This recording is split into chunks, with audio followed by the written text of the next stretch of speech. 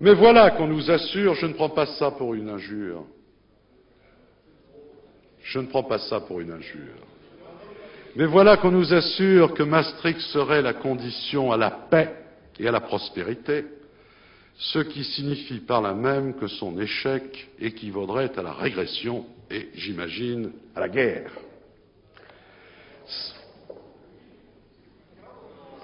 C'est l'une des idées reçues du moment. Les nations seraient inévitablement condamnées au déclin par le progrès de la civilisation matérielle. Leur souveraineté serait incompatible avec le renforcement inéluctable des interdépendances économiques et techniques. L'évolution des choses conduirait nécessairement vers un monde sans frontières, chacune de celles-ci constituant un obstacle à l'efficacité, une entorse à la rationalité, une entrave à la prospérité. Ce sont là des affirmations qu'il nous faut vérifier avec soin, car ce qu'on nous demande d'abandonner pour atteindre la prospérité, ce n'est pas seulement le droit de battre monnaie, c'est la possibilité de conduire une politique économique qui nous soit propre. Suffirait-il de constituer un grand ensemble intégré pour brusquement et sûrement accroître ses performances? On en douterait au spectacle de grands ensembles existants qui périclitent ou se divisent. L'ancienne Union soviétique, la Chine, l'Inde sont-elles à ce point prospères qu'il nous faille à tout prix les imiter? Les États-Unis eux-mêmes sont-ils à ce point heureux dans la gestion de leurs affaires intérieures pour qu'il faille les prendre pour modèle?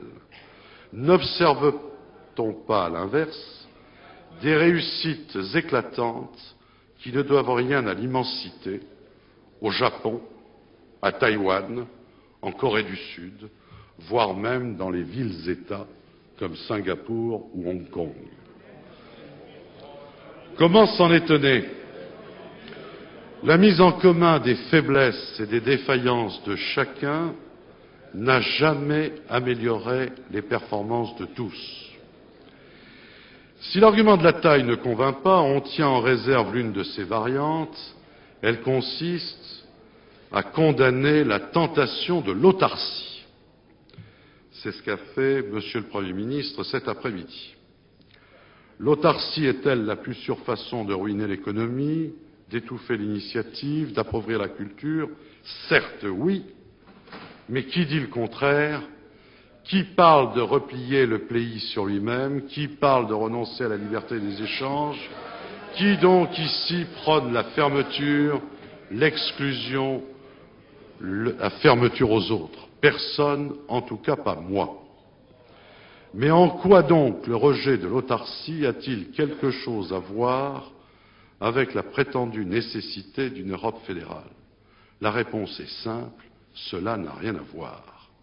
Il y a des siècles que les échanges internationaux se développent, et depuis 1945, ils ont enregistré une formidable progression, contribuant à la prospérité et à l'accroissement des niveaux de vie. A-t-on eu besoin pour cela de réduire le nombre des nations? Leurs frontières politiques ont-elles fait obstacle à cette évolution?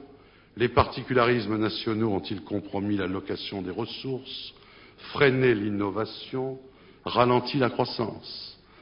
Dans les faits, n'est-ce pas tout le contraire qui s'est passé? Et n'est-ce pas le pays qui en a le plus profité, le Japon, qui est aussi le plus rebelle à tout système qui l'intégrerait? Il est vrai que pour échanger, il faut avoir quelque chose à échanger. Il est donc autorisé d'être différent. Il est même plus souhaitable d'être complémentaire que semblable. L'avenir n'est donc pas contradictoire avec la volonté des peuples de garder leur caractère, de tirer le meilleur parti de ce qu'ils sont, de leurs atouts, de leurs spécificités, pour donner au monde la plus belle part d'eux-mêmes.